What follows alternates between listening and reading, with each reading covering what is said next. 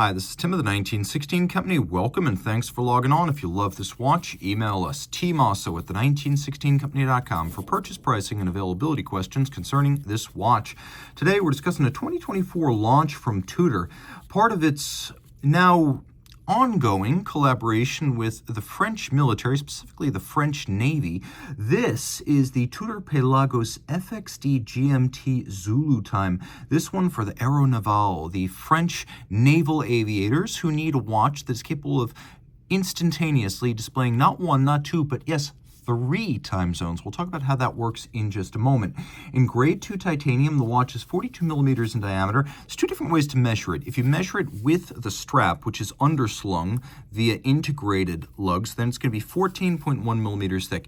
If you were to relieve the strap and just measure the thickness of the case, that is 13.1. From lug tip to lug tip, measured on the underside, 51 millimeters across, and then the spacing, or the size of the strap, that is 22 millimeters. We're going to throw this on my wrist, which is 16 centimeters in circumference, and wears quite nicely. Not super thin, but also not super thick, considering the underslung strap. It's a good-looking watch. It's very light. All the materials here, sapphire, ceramic, the textile, the titanium, it sits light and comfortable. And of course, titanium is hypoallergenic, so if you have problems with high nickel stainless steel, this is a great example of a watch that can relieve that problem. Taking a quick look at the strap. The strap's an interesting piece made by Julien Faure. It's a unique weave created on 19th century looms in the Saint-Étienne region of France. It is a really good-looking, military-inspired olive drab textile that is neither crimped nor gouged, a brand new Tudor factory strap with the insignia of French Naval Aviation on it. When I was in the U.S. Navy, we were at a training base, and I was public affairs for that base. We had folks coming in from international programs to get their wings, and there was one student from French Naval Aviation. I thought the thing that struck me was how young they choose them. I think he knew when he was a teenager what he was going to be flying, whereas most U.S. naval aviators get their start in their mid to late 20s after college. So he was going to be flying in military aviation off ships like the Charles de Gaulle. So Charles de Gaulle, one of the very few nuclear aircraft carriers in the world not operated by the United States Navy. So that is the insignia of Aero Naval. We have a little buckle right here. So this isn't strictly a NATO strap in the gooseneck sense. It has a conventional pin buckle and titanium hardware. So this is easy to use if you're conventionally habituated and you're not used to a NATO. This looks like a NATO, but it doesn't crimp or fix in place or measure up like a NATO. Taking a quick look at the case, relatively simple, all satin finish. The one element that's different, this integrated lug concept, this is something seen over a lot of military contracts across many brands and many nations and many eras. But just this idea that a spring bar can't sabotage the watch and cause it to fall off, that's what the integrated bar is all about. Of course, it does limit you to certain types of straps, but this being Tudor, there's going to be a huge number of OEM options and then many custom options from the aftermarket. Of course, we've got these little evocative bevels here, a little reminder that once upon a time Rolex and Tudor shared cases, and those cases came with hand-laid bevels. Of course, all satin. There's very little here that's reflective to reduce glare in a cockpit environment. We have a screw-down crown, and it is a 200-meter watch, even though it is not a diver. I mentioned 3 time zones. Well, the way this works is you set that orange 24-hour hand to Greenwich Mean Time. Then you set your local time on the snowflake-style hand. Then you use the bezel in clockwise or counterclockwise direction to offset, to represent the GMT offset of the time zone that you want to check as the 3rd time zone. And so you can turn in either direction depending on whether that time zone is GMT plus a number of hours or GMT minus a number of hours. And so that's how you use the bidirectional 24-hour bezel against the 24-hour hand. It's got to be set to GMT to find that 3rd time zone. Now, if you're exceptionally good at keeping track of time zones, you could theoretically set it to something else and still offset, but conventionally that is the way it works.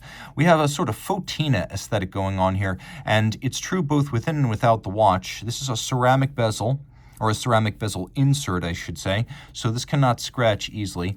The indices and the numerals are in a sort of faded look, almost like old-fashioned tritium that's been weathered by age. But so are the indices and the hands of the dial. Of course, we got that snowflake aesthetic, so-called because that was the snowflake-like design of late 60s to mid-70s Tudor submariners that had the snowflake dials. Look carefully at the indices and you can see they're actually solid applique blocks of lume. So this is not a printed dial. It's actually a little bit more upscale than that. It also has a cool aesthetic in the dark. Note that we've got two different types of lume. Green for the bezel, as well as the 24-hour hand right there, and then blue for everything else.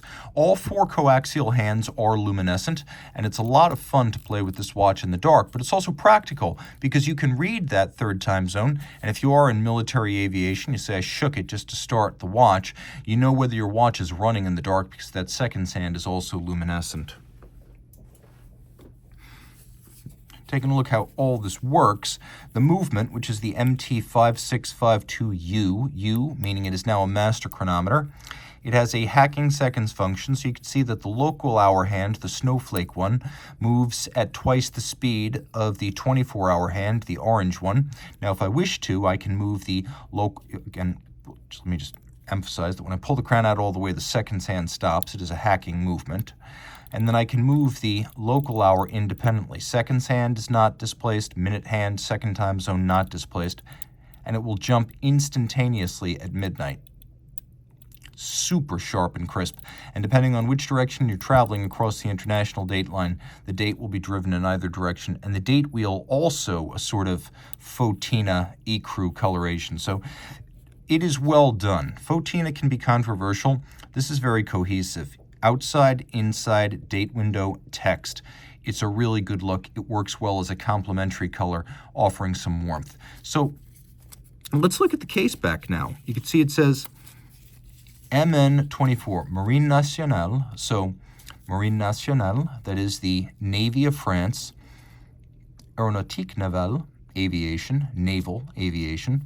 And as has been the case since the MN21 kicked off this FXD series back in 2021, the year of the edition, Marine Nationale 2024.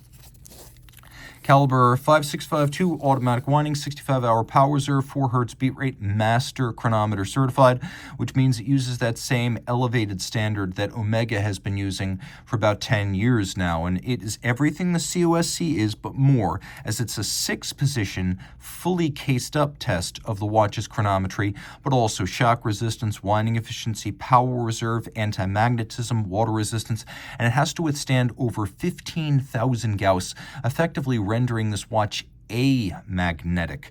Important to note, it has a silicone hairspring, but it also has a full balance bridge and a free sprung balance for shock resistance. And some may have noted that recently, a few of these 5600 movements now with the master chronometer certification are coming in at 65-hour power reserve rather than the previous 70.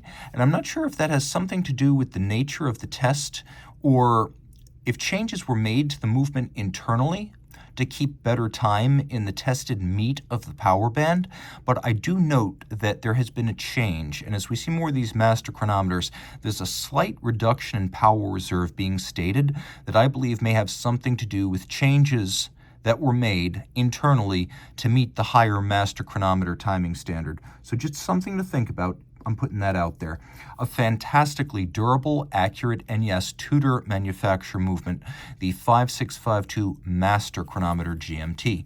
Reach out to Team Mosso at the 1916company.com for purchase and pricing details.